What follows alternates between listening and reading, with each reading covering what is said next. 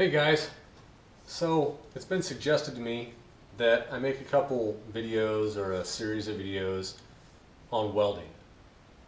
Welding is a very big part of my life. I do a lot of fabrication. I've worked on cars all my life. I've welded cars together since I was 19. I started welding freshman year in high school, so I've been at it quite a few years, more than I care to say.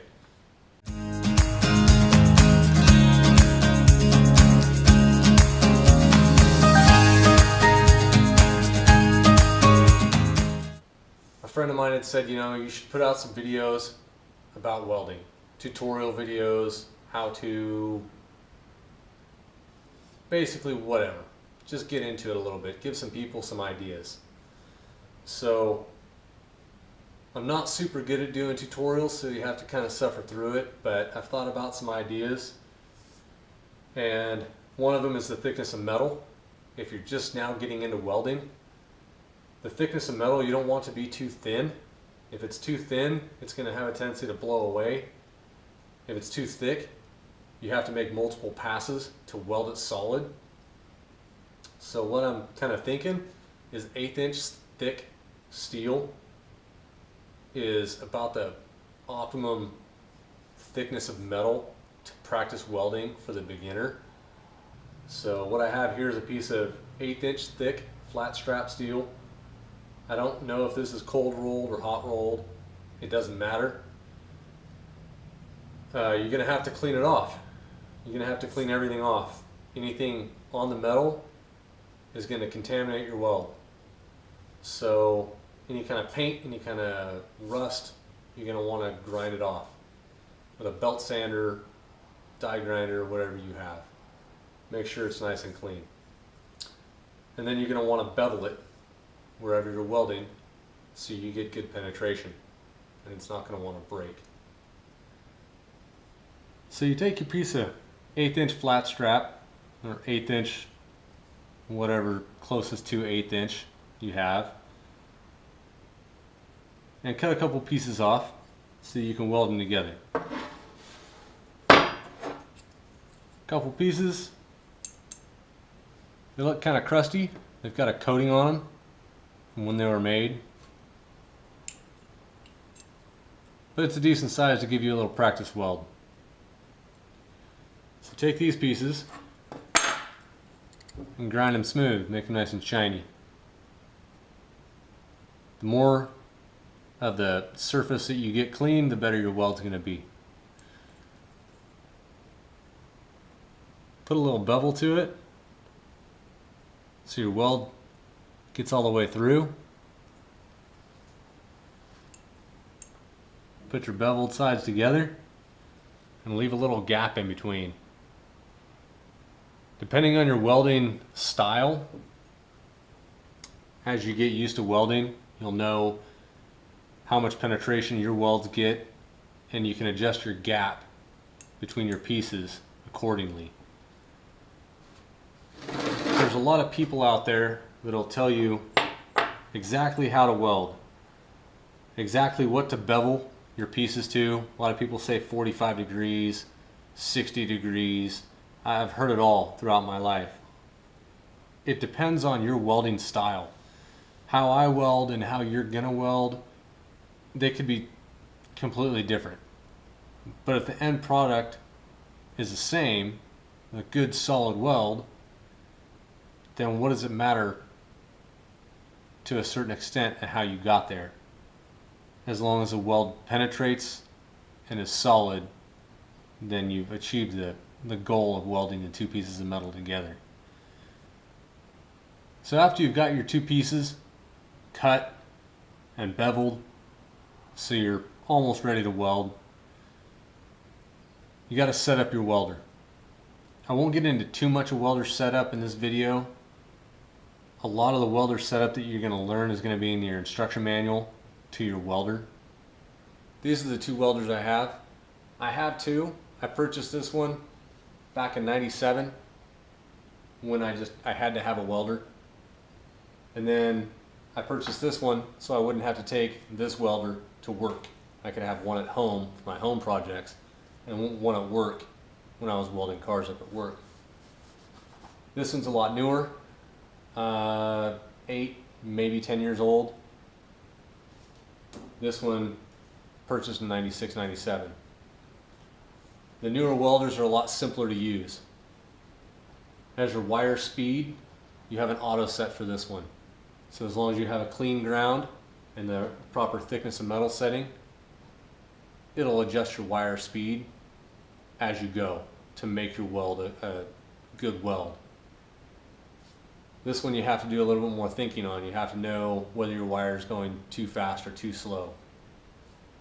This is the one I kind of learned on outside of high school. My 4 years in high school taking welding classes where I learned how to weld. Gas weld, MIG weld, arc weld, and a tiny bit of TIG weld. Maybe a couple hours worth of TIG welding. Not enough to really catch on to it.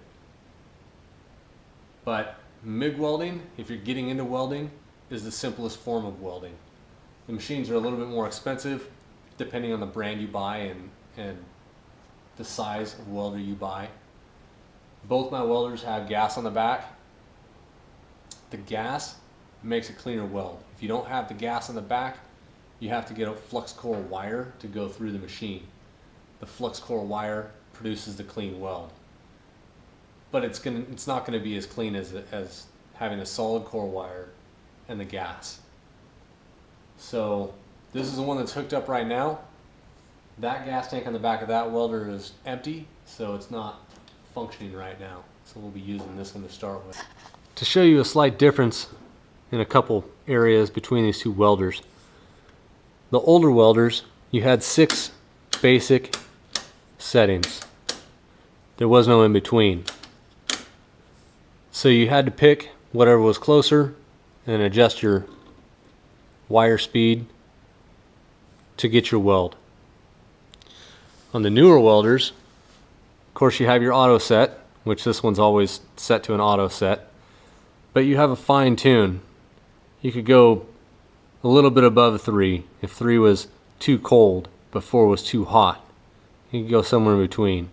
So you can fine tune the thickness of metal and the heat coming out. Makes it a lot easier. If I was just getting into welding, I would definitely buy a machine that had your auto set for your wire speed and something that has a variable knob instead of just the 6 different positions. This makes it harder. Not much, but if you want to be able to fine tune, definitely get a newer welder, something with auto sets on it. So you've got your 2 pieces of metal. You've got them cleaned off real good. You've got the V cut out of them. And you've read your instruction manual for your welder, so you know basically what settings you're going to put it at. It's going to tell you on the inside of the door on mine, it tells me how to set it according to the wire thickness I'm using and the metal thickness that I'm welding. Either one of those welders can use 023 wire or 030 wire. Both of them have 023 wire in them, so I look at the 023 wire setting along with the 75-25 argon that I have the tank on the back and the thickness of metal. Now you want to set your root gap, which is a gap between the 2 pieces of metal. Some people say you set that root gap at the thickness of metal. I don't like to go that thick if I've V'd it out. If I haven't V'd it out, say it's a big long piece of metal I got to weld together and I don't want to take the time to V it all out, I'll set the root gap at an 1/8 inch if I'm welding 1/8 inch plate, because it gives a chance for the weld to fill that in and make it nice and solid. I'm going to set this at about a 1/16 because I've got a nice V there, nice place for that weld to sit in, and weld those 2 together. Now keep in mind that when you tack weld this end over here, as that weld cools, it's going to shrink. So it's going to bring these 2 closer together just by a hair. So we're going to set this up. I'm going to tack weld over here, and then I'll flip the vice grips around. Actually, I won't have to if I have the tack weld. I'll tack weld over here, and then I'll put a weld in here. and we'll see how it turns out.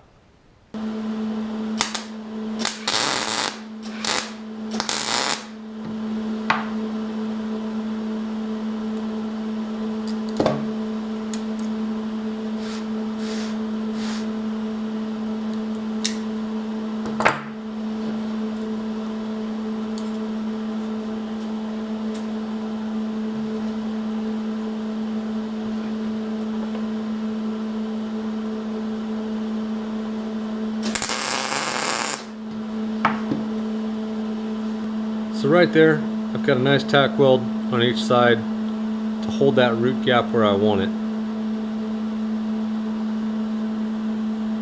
The tack welds are obviously going to have really good penetration on the back side because they can wrap around the edge.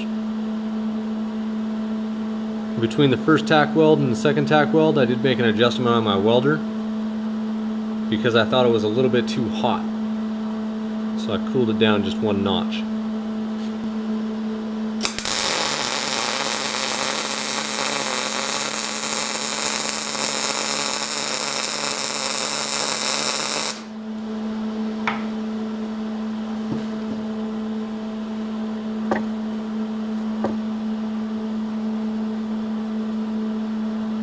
Right there, looks like cooling it down a little bit. Worked out pretty good. It's a nice flat weld. It doesn't stick up a lot. You don't want your weld to be really tall. You want it to be not flat, but just a little bit of a dome. As far as the penetration, pretty good penetration on the back. You don't want much more than that. You see in the very beginning there, it didn't penetrate real good, but as the metal heated up, it penetrated better. It's a pretty solid weld right there. Now over time, techniques and the way you're taught to weld have changed over time, just like everything else. When I was taught back in high school, one of the things I was taught, if you had your two pieces of metal, hopefully you can see this. If you can't, well, fake it. You had your two pieces of metal that you're going to weld together. I was taught that when you started over here, say this is your gun, this pen, you didn't want to be straight up and down on your metal. You wanted to be at a little bit of an angle. And you wanted to push across the weld. So that's the way I weld. Nowadays, when I go to an ICAR class, they want you to pull. They want you to lean away and pull that weld. I'm not going to say one way is better than the other, but my way of slightly leaning it back and pushing produced that weld over there. When I lean it forward and try and pull, my welds look like garbage. But I know guys that weld just as much as me, and when they push, their welds look like garbage. And when they pull, their welds look beautiful. So practice both ways. Whatever way works best for you, you get a nice pretty weld on top with good penetration on the backside. It's probably the way you should weld. That's the way you're producing a good clean weld. Do it that way. Don't listen to what one person says or a group of people say about how you're supposed to weld. If your weld's good and strong, it's good. The one thing you do want to do is keep it fairly straight up. If you're going to lean one way or the other, keep it fairly straight up so that gas goes down across the weld and produces that clean bubble for that weld to be made nice and clean. If you lean it too much, the gas blows away and you get porosity in your weld. You get oxygen that gets in there and it corrupts your weld. It's no good. So straight up and down, not recommended by anybody, I don't think. But leaning it back or forward, depending on who you're talking to, I lean and I push. I was taught that way, so it preheated the metal as you went. Maybe that's why the spot on my weld at the very start didn't penetrate very much, is because I have it set so I preheat, so that area that I started with wasn't preheated. and maybe that's why it didn't penetrate so well. But the rest of it was fine, and I'm happy with the way I weld. I am certified, ICAR certified, as a structural welder for cars and a non-structural welder for cars. So I do have certifications. I don't have an actual welding certification from an outside company for welding buildings together with thick metal. But as far as cars go, I'm certified to weld them. So this piece of metal's cooled down a little bit. Get another look at it. It's a fairly flat weld. Good penetration of the backside, except for that very top piece up there. Now don't get discouraged if you can't produce a nice weld right away. Not all my welds are perfect by any means. This one just happened to turn out really nice, my opinion. Alright guys, I'll wrap up this first little video clip. You got a little bit of information to kind of tinker with. If you've got a welder, read the instruction manual. Read the setup of your welder. For the metal thickness, the thickness of wire you're running through it, set it up the way the welder, the manufacturer wants it set up, and take some test welds. And from that point, tinker with the adjustments. Turn the wire speed down, turn the heat down, turn the wire speed up, turn the heat up. Mess with the tip as far as the angle. Drag it, push it. All kinds of things go into welding. There's a bunch of variables. And there's not one way that's going to make you the world's greatest welder. More or less it's just practice. So take some of the information out of this video and go practice, and I will put out another video, welding tutorial video, here in a little while. I'll think of some more ideas, some more tricks that I've learned over the years, and try and share them with you. Hit like on that like button if you like these videos, these tutorials, and I'll put more of them out. If you're not a subscriber, hit the subscribe button so you don't miss the next video that comes out. Don't forget to wear your safety equipment. Definitely get the right shade of welding helmet. If you don't have an auto adjust, get the correct shade of welding helmet. Wear some gloves. If you can, wear the jacket. I know I don't wear all the safety equipment all the time, but it is good to wear the safety equipment. You're messing with UV light from the welder that could potentially give you skin cancer. So wear your safety equipment. Be safe. Have a fire extinguisher close, or a garden hose, something. Have fun, and go make something.